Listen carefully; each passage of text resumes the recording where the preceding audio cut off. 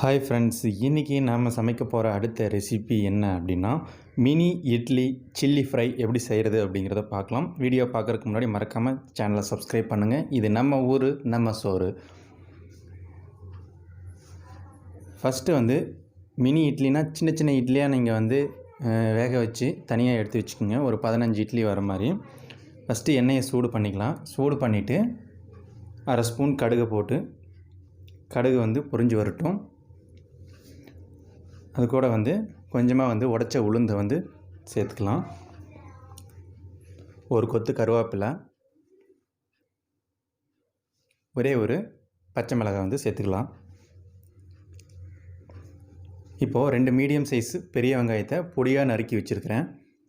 அதை இது கூட சேர்த்துக்கலாம். சேர்த்து நல்லா வெங்காயத்தை வதக்கி எடுத்துக்கலாம். இப்போ நல்லா வெங்காயம் வதங்கிருச்சு. இப்போ அரை ஸ்பூன் ஜீரகத்தை சேர்த்துக்கலாம். நல்லா வாசமாக இருக்கும். இப்போ ஜீரகம் சேர்த்துனதுக்கு பின்னாடி ஒரு ஸ்பூன் இஞ்சி பூண்டு பேஸ்ட்டு இது கூட சேர்த்துக்கலாம்.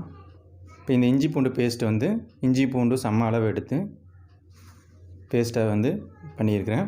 அதில் ஒரு ஸ்பூன் சேர்த்துக்கிறேன். இதோட பச்சை வாசம் போனதுக்கு பின்னாடி 2 மீடியம் சைஸ் தக்காளி பொடியாக நறுக்கி வச்சுருக்கிறேன். அதை இது கூட சேர்த்துக்கிறேன். இப்போ தக்காளி நல்லா வதங்கிறதுக்காக இது கூட கொஞ்சமாக சால்ட்டு ஆட் பண்ணிக்கிறோம். இப்போ சால்ட் ஆட் பண்ணியாச்சு. இப்போ இந்த தக்காளி நல்லா வதக்கி எடுக்கலாம்.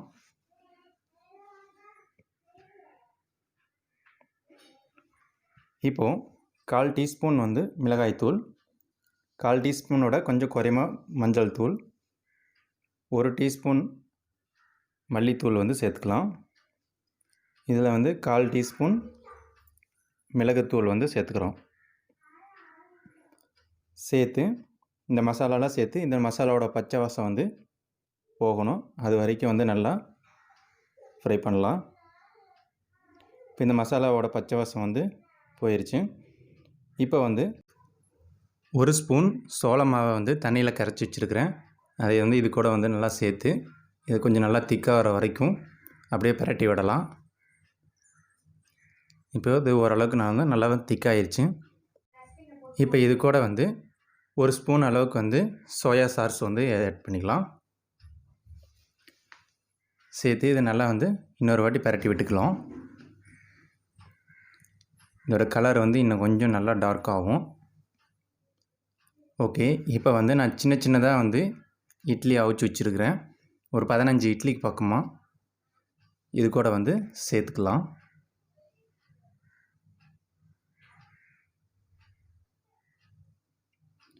இப்போ நல்லா பிரட்டி விட்டுக்குவோம். இந்த மசாலா எல்லாம் எல்லா பக்கம் இட்லியோட எல்லா பக்கம் போகிற மாதிரி பிரட்டி விட்டுக்கலாம். இப்போ கொஞ்சமாக சாட் மசாலா சேர்த்திக்குவோம். இதோட டேஸ்ட் இன்னும் கொஞ்சம் நல்லா டிஃப்ரெண்ட்டாக இருக்கும், சூப்பராகவும் இருக்கும்.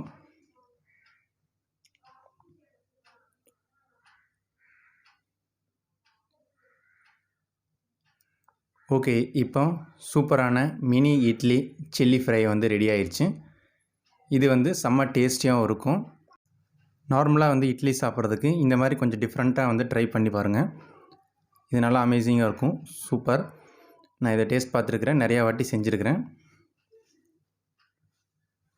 ஓகே, ஒரு சூப்பரான ரெசிபி இன்றைக்கி பார்த்தோம்.